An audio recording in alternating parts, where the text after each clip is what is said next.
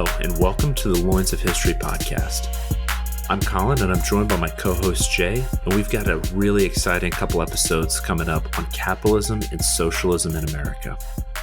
Today, we're going to start with some of the origins of capitalism, socialist thought, and philosophies, as well as the economic origins of these two schools of thought in America. So we'll start back in the 17th century and work our way right up until the pre-industrial era. And a few key takeaways that I want to take from these next couple episodes are that ideas have consequences, that there is a self-interest and a greater good that both schools of thought try to address, and these both go deeper than and broader than just economics. So with that being said, Jay, can you define capitalism and socialism for us? Yeah, absolutely. Before we dive into how capitalism and socialism has influenced American economic thought and kind of economic policy, we wanted to just define what we mean when we say capitalism and socialism.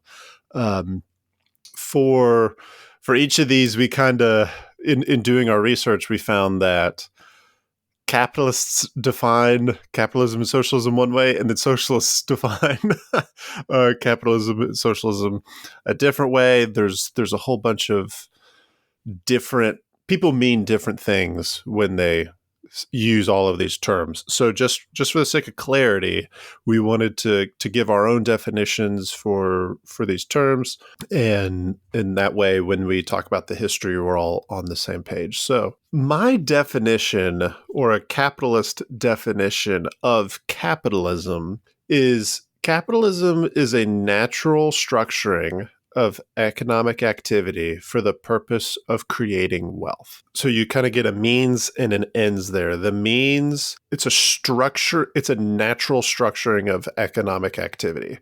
At no point in time did someone go, aha, yesterday we were mercantilist and today we are capitalist, and this is what changed. Like, that really never happened anywhere. Furthermore, there's some key tenets of what some people believe to be absolute core aspects of capitalism that are present in some countries and they're not present in others. So you can't necessarily confine it by a specific thing. For example, free trade. We'll talk about here in a little bit. The British got really into free trade in the 1800s, whereas the United States kind of didn't. We had a very economically protective policy for the vast majority of the 1800s during that same free trade time with the Brits. So we can't say that one thing makes capitalism. So it's a natural structuring. What's common to all capitalists is they try to naturally structure the economy in ways that kind of similar to natural rights. It's like, okay, what would we be doing to create wealth? Like, what's the natural way to create wealth? And that's kind of what capitalists seek to do. A socialist definition, so Karl Marx's definition of capitalism is the private ownership of the means of production. And I also agree. I don't think these two definitions aren't mutually exclusive here, but they're rather different perspectives on kind of the same thing. And so when we say private ownership of the means of production, we're kind of getting back to what we mentioned in an earlier episode on the fundamental distinction between capitalism and communism, and that is the who owns property, getting back to property rights. So yeah, socialist definition of capitalism is private ownership of the means of production. And that gets back to that fundamental distinction between capitalism and socialism being who owns the property. Do individuals have property rights or not? And that kind of gets to really the heart and soul of the difference between the two. Now getting into defining socialism. My capitalist definition of socialism is that socialism is an ideological structuring of economic activity for the purpose of fairness. I hesitate to say justice because I personally think that justice as fairness is wrong. We've talked about, justice as fairness is an incorrect definition of justice. We talked about that in a previous episode about John Rawls, which John Rawls, by the way, he didn't come up with it. Rather, he just kind of put into words what earlier thinkers were already trying to say. So socialism so two things here. It's an ideological structuring. Socialism, according to nearly all socialists is that it's not natural. As a matter of fact, it's intentionally trying to reorder the natural order for the purpose of creating a better society.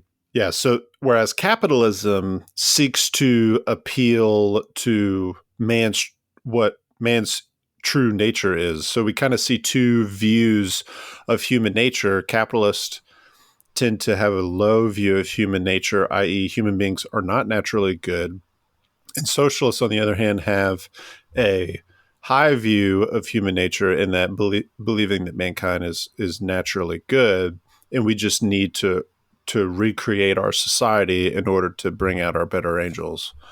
That was a good definition, and I'm going to expand on some of those thinkers and the capitalists, the way they view the world, and contrast that with socialists. So within the 18th century, there's two people, Adam Smith, Wealth of Nations, which every good capitalist has studied and read about, and Rousseau, who, though he was not by definition a socialist, I tend to think that a lot of socialist thinkers drew inspiration from him. And so, like Jay was saying, Adam Smith believed that the best way to improve society was to take this man's self-interest that is universal, because both a capitalist and early socialist would agree that man is every man, and I say it's the universal man, woman, humankind has a self-interest at heart.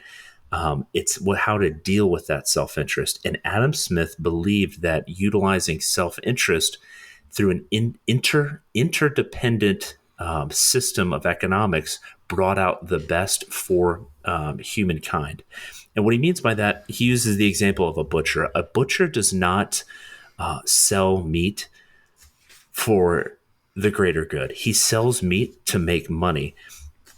And allowing that butcher to sell meat will bring out the best, because a baker requires the butcher for meat, and likewise the butcher requires the baker for bread. And if you have a lot of different bakers and a lot of different butchers, those individuals are incentivized to make the best possible product in order to make money. And if you have a very, very large, interdependent, and guided by the quote unquote invisible hand working together, it is in their best interest to do the best they can and work with these different individuals in order to bring about the best society. So you get the best possible meat, you get the best possible bread, you get the best possible shirts made at a fair price that's defined by the market, not necessarily a government entity. So to quote the fictional character Gordon Gekko, greed is good according to a capitalist at an individual level. Whereas Rousseau, on the other hand, believed that man was actually born good and then later corrupted by society. And there is, in order to maximize the freedom of that individual had to subvert their natural rights or their self-interest to the collective will, the greater good, if you will. So it was actually not in society's best interest for those individuals to be acting in their best interest, but rather guided by what would be the best for this broad spectrum of society. So two different ways to think about it. And I think that Rousseau, he's got writings on the social contract, basically argues that you think for the whole and you as an individual benefit, while capitalist Adam Smith believed that think for yourself, do what's best for yourself, and society will improve around you. So those are very different schools of thought that address the same problem. But as you can see, they went in very different directions, and it defined economics for the next 200 plus years. Yeah, it's interesting because both economic theories, which capitalism is an economic theory, socialism includes an economic aspect, but I think it's more comprehensive. But we didn't want to compare capitalism with communism because communism is almost too narrow in the sense that Marxist-Leninist thought has not been nearly influential here in the United States as just the broader socialist thought and its economic implications. But both of these aspects here, they're economic theories, but they have at their core a whole host of the philosophical presuppositions that it's a system that builds upon one another, kind of what I was mentioning in the capitalist definition there. Was you can't really just pick one component part of the system and say this defines the system. You have to look at it comprehensively. And one of the things that I would like our listeners to take away as we go through the next few episodes here is that the United States has not developed a purely capitalist and definitely not a purely socialist economic system. American pragmatism seems to kind of reign supreme in that, kind of fast forwarding to Abraham Lincoln. Abraham Lincoln was very pro tariffs, and he in that school of thought was trying. The whole reason why they were pro tariff was not out of this philosophical belief of, well, I'm a capitalist, so I have to do everything Adam Smith says. And Adam Smith says that tariffs are bad. Like that's not what it was. He probably would have agreed with Adam Smith in a lot of areas, but then just pragmatically would have thought like, oh, we need to protect American manufacturers, which he was a Republican. Republicans were primarily concentrated in the Northeast, which is where his voter base was from. And, he was trying to go like, no, we want Americans to buy American goods. Let's make foreign goods more expensive, which is what a tariff does, by the way. Let's make foreign goods more expensive, therefore making American goods more competitive on the American market. So it's this pragmatic aspects. And what we'll see is that there is no like, well, we're pure capitalists and our economy boomed when the capitalists were in charge, or, the people suffered under those clear and easy answers are not found in the history. Yeah, I guess two things. I feel like a simple way to put it is capitalism is obviously an economic theory that by proxy overlaps and sort of helps governance, whereas socialism is a means to govern society that the economics falls under. And to your point, and I don't mean to take another shot at libertarians, but Adam Smith even had a defined role for government. He said the government should be education, roads, defense. There were policies where he deemed that government was necessary. He didn't believe that in certain aspects that the free market would be the best solution for.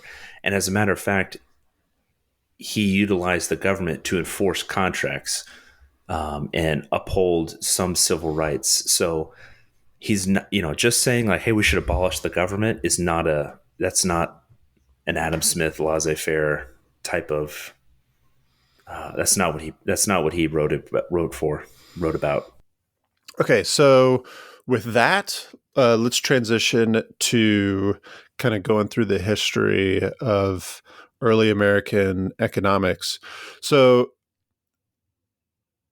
America started out, or rather English, British colonization of what we now know as the United States started out as for-profit ventures. This was during the time of trade or charter companies, the first of which being the Muscovy Company.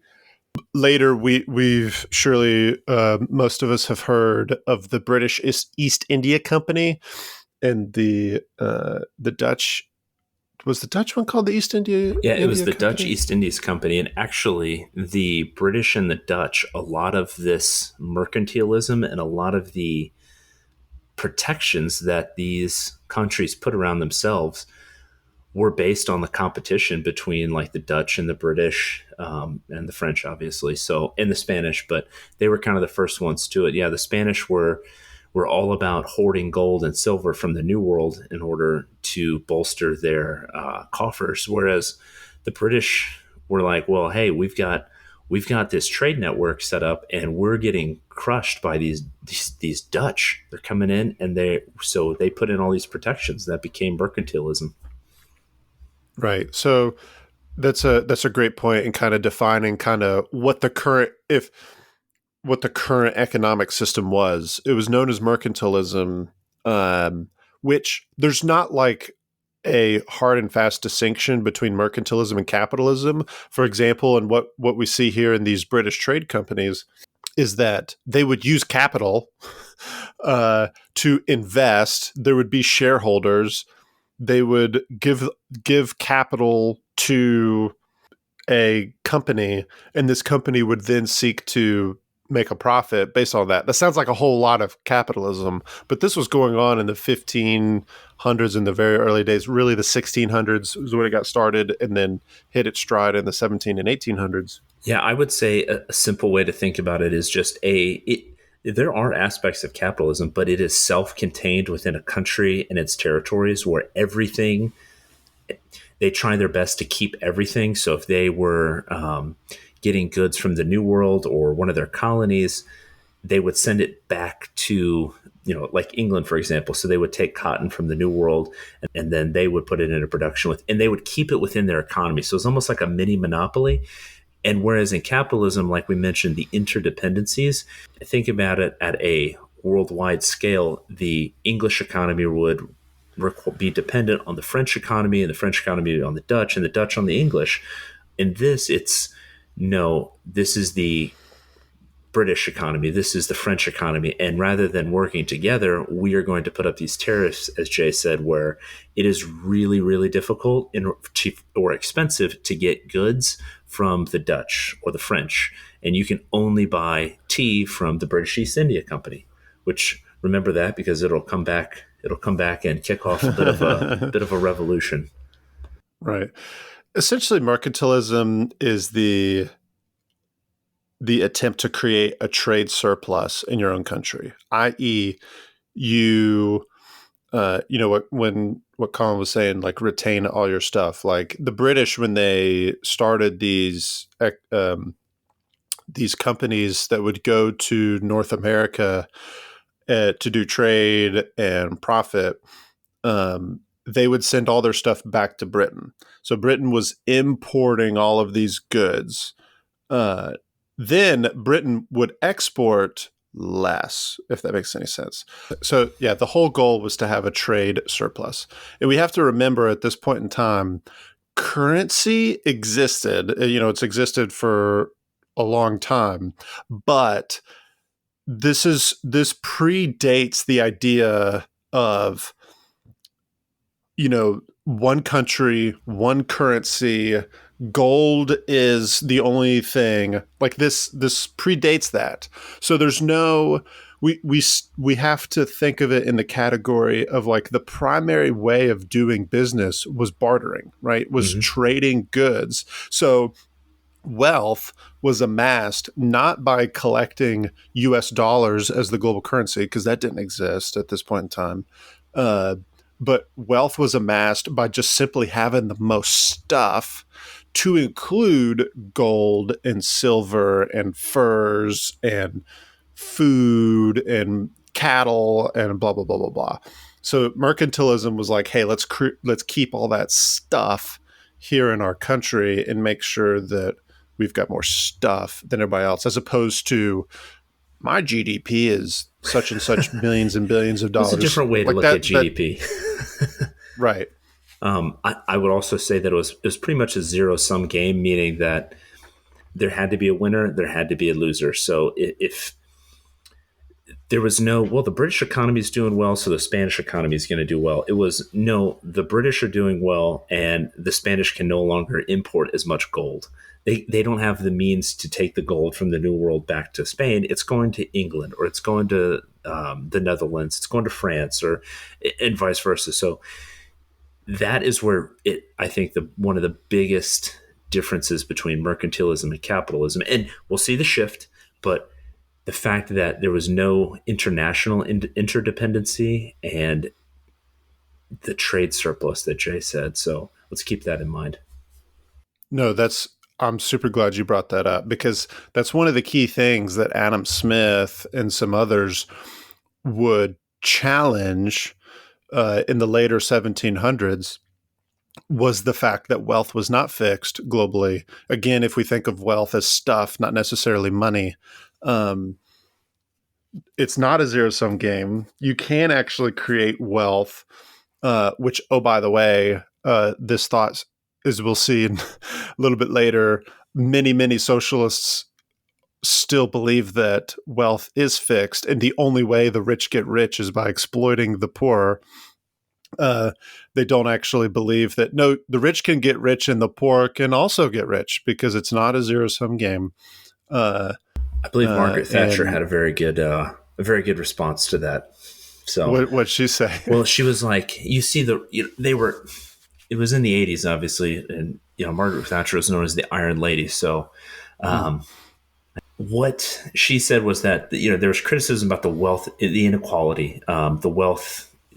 The rich got richer, the poor got poor. But in fact, she was like, actually, under our system, the rich are getting richer. And she kind of did her hand motion where she started really low and she started, but she's like, the poor are also getting wealthier. She's like, maybe not at the same rate, but their social station, their ability, their means to own property, their means to buy certain goods, their standard of living was also increasing. So yes, there was this gap, but they were still way better off. And we'll get into the numbers when we start talking about the modern era. But I think like 90 or close to 90% of the population. That's another thing we should mention, that at this point in history, about 90% of the world lived in poverty.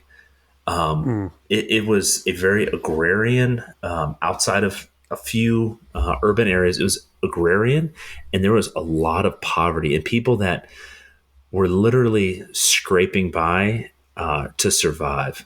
So, no, it is. I'm just glad you brought up that point of one of the key distinctions between capitalism and socialism. Was capitalists disagreed with mercantilists in that wealth was a zero-sum game, and that everybody, like, wealth can actually be created. It's not like you have to take from someone to get it yourselves. So with that, here in the United States, like all of our, or not all of it, but a few of our early colonies were started as business ventures, as charter companies by British investors. As we kind of see with the British East India Company, these charter companies were given significant amounts of independence in how they conducted their business. They were allowed to sign trade treaties. They were able to make war and peace. And we kind of see in the beginnings of these colonies, once the company was set up, the people who went with the company, they were largely independent. This makes a whole lot of sense because, again, this is during the age of sail. You couldn't exactly tweet, hashtag hungry to your benefactors an ocean away. You were kind of on your own, and you needed that independence to do your things. So the two key things here that we see in the 1600s, and really coming up to steam in the 1700s here in the United States, is that these are for-profit ventures with a significant amount of independence to them. What happens, long story short, is these companies do not end up being very profitable. Here in the United States, especially in the early time, it's not like we were striking gold in the way that the Spanish and the Portuguese were down in Central and South America. There would be gold rushes at later points in time, but the American East Coast and Canada isn't exactly rich in like gold. There were some other metals that would be found, but not really the big one, gold, that was making gold and silver that was making the Spanish super, super rich there for a time. So these companies ended up not being very profitable. And what they ended up doing was just transferring ownership of the companies to the settlements themselves. And because they already had these large,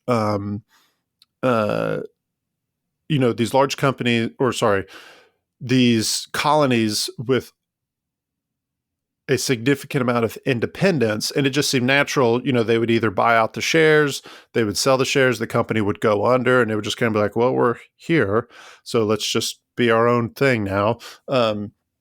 And also, there was a lot of political and religious persecution that occurred in Great Britain during this time. Again, this is kind of in the context of the Reformation and then the Enlightenment, and a lot of new ideas were springing up, and there was this old world and this versus the new world type thing going on, and so there was a lot of immigration to America at this point in time. So this environment kind of sets the stage for the American economy. It was very loosey-goosey. Once more and more colonies began popping up, they would begin trading with one another. They had large degrees of independence, and kind of oversimplifying and fast forwarding later, once the British government, they tried to manage and control this whole thing, and that's when we start seeing taxes being levied. That's when we start seeing high tariffs being levied in the 1700s, and that's when we see the British government trying to forcefully get involved in increasing trade, while at the same time trying to control how each of the colonies economically interacted with one another. Yeah, a couple points on that. So I would want to make this point, that the first one being the independence that the colonies enjoyed. If you think about it, it took weeks for a ship to travel from Great Britain to the New World. They're separated by an ocean of 3,000 miles. And then if you come to, if you've ever been to America, at this point in time, it was incredibly open. There's a lot of space. And I say that point because in England, you can be across the country. It's as big as the state of Georgia. Georgia was one of the southernmost colonies. There's thousands of miles between the New World and England. There's 1,000 miles between Atlanta and New York City. So the ability to enforce a lot of these acts was almost impossible to do. That's where I think a lot of the freedoms and independence came from. It's just, it's impossible to manage, especially at that point in time. The British tried. And so some of their first, then you had the Navigation Acts, where they set these standards and rules for trade. And a lot of it was initially aimed at the Dutch, like I mentioned before. But then you had what's called the Molasses Act, where they tried to regulate the trade on molasses, but it was basically impossible for them, and it was pretty much ignored by the New World. So that was kind of one of those first things. And I think it was in 1733 where the New World was kind of like, we're not going to do this. And then the British tried again with the Sugar Act of 1764. And I think we've mentioned this before, where the stage was set for a revolution, because you had these acts where the British were unilaterally enacting these trade rules or acts that the colonies didn't want to follow. They didn't want to pay the taxes because they weren't represented. And also, the quality of life in the New World was actually high. And I just found this out from researching this episode. It's actually higher than it was in the UK. So you talked about immigration and people coming to the New World. There's this New World versus Old World idea. the average income for, obviously someone who is free in the New World was much higher than it was in in Great Britain at the time. So there was a lot of incentive to come over here and act independently because it was lucrative. And so a lot of these revolutionaries were like, okay, our lives are better here. They can't manage us. They're not representing us when they try to. Why are we paying these taxes? Yeah. Yeah. Things really started to go downhill during the French and Indian, what we know in the United States is the French and Indian War, what's known as the 7 Years' War, kind of globally. The key impetus, aside from British and French rivalry and vying for hegemony over here in the Western Hemisphere, was trade, right? It was an economic purpose, trying to determine who would control the Ohio River Valley area. Obviously there were a whole lot of other things going on in Europe in the 1750s, but like that was a highly economically motivated conflict. After the conflict, there were a lot of economic things that were going on, and the Americans took these lessons learned, right? And so when we move into the Constitution, kind of what we see, the new nation, the economic ideals that are informing the founding fathers and state governments, etc., is we need to have as few restrictions as possible on regulating the economic situation between the colonies. And today we would know this as kind of like a capitalist thing as opposed to a socialist thing. But again, this is pre-cap, like even the word capitalist really didn't take off until the 1800s. So yeah, Adam Smith, for context, Adam Smith published Wealth of Nations in 1776, the same year as the Declaration of Independence. Coincidence? I think not. Yeah, it was a great year. The point being here is that I kind of want to set the stage for our next few episodes here, and that is the United States in its early stages. We can't think of it like the founding fathers were capitalists. Like, yes, but not in name, if that makes any sense. Like they would, if you were to say to George Washington, you are a capitalist, right? He would look at you like, what the heck are you talking about?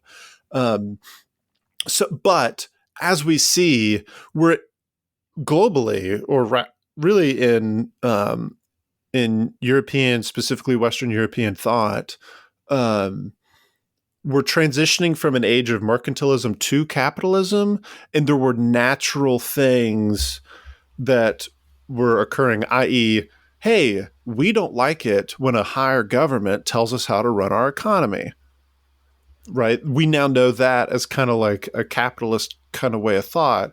But this nation at its very core, I think, can properly be said to be consistent with capital beliefs, but a disclaimer needs to be made that they would not have like I think the better called way themselves capitalists. Yeah, I think the better way to put it would be if you were to go to George Washington and ask him the question of how do you think we can affect the greater good? He would have said, through property rights and individual people acting in their own individual interest. That is, like I said, attributed to Adam Smith. And I think that's where the founders would have said, okay, yeah, if you own private property and you're acting in your best interest, society will reap the most benefit as a whole. Versus, do you think if the government was to make mandates and people were to subvert themselves to a collective will, he would have disagreed with that. And I think, yeah, like you said, they didn't have the name capitalist or socialist, but they did understand the ideas as they were beginning to form. Like I mentioned, Wealth of Nations, 1776, Rousseau and some of these other thinkers were coming out of this age of enlightenment. So they would have been familiar with these schools of thought. And I think that's probably what they would have said. Yeah. As a matter of fact, in a word, I think all the founding fathers would have said the best way to create a good society is liberty, is freedom. And I think what we're going to see over the next few episodes here is that economic freedom and political freedom and religious freedom are all attached to the hip. And when you start taking away one, you start getting less of the others. And conversely, when there's more of the others, you start getting more of the others. Like they're attached, all of those ideas are attached to the hip here. And precisely like our revolution, our founding here in the United States was all about liberty. It's why we put it on all of our coins, right? And to put it in a school of thought, like if communism is to socialism as capitalism, I think now capitalism is to liberalism. And when I say liberalism, I mean it in the classical sense of like maximum individual liberty. How obviously what I did not say was ultimate individual liberty, but maximum individual liberty. And our founding fathers would have known, economically speaking, we need a free economy, if that makes any sense. Jay, that's a really good point. And I think with that, we'll end the episode on a high note. For our listeners, we're actually experimenting with shorter episodes to make it a little easier to digest and listen to on the car ride to work. Let us know what you think on this shorter episode. We're probably going to try and cut them in half and extend the series a little bit, probably to a 3-part series on capitalism and socialism. Like we said, the key takeaways are that ideas have consequences. The capitalist and socialist both have ideas on self-interest and the greater good. They just go about them through different means. And it goes much deeper and broader than simply economics. That is a key point, a key tenet, a key point. But it goes much deeper in society. And we're really going to start to explore that in the next episode as we transition from this post-revolution era into the Industrial Revolution. And the Industrial Revolution had huge sweeping changes, not just economically, like we mentioned, but socially as well. And that's where we see a rise of workers' rights, labor unions. Some of these social movements are derived from that Industrial Revolution, which was principally economic at first. So that's what we're going to talk about next week. And if you like what we're doing here at the Loins of History, please repost us, share us on social media, give us a 5-star rating. It obviously helps with the algorithms on Spotify, Apple, Podcast Addict, or however you're listening. And we also love your feedback. You can reach us on our Patreon page or through Anchor. We post some questions every now and then. Just love to hear some feedback from you. We've gotten some pretty good questions in the past that we try and answer directly with our listeners. So like I said, like us, follow us on social media, and give us a 5-star rating. With that being said, thank you for listening. We'll see you next week.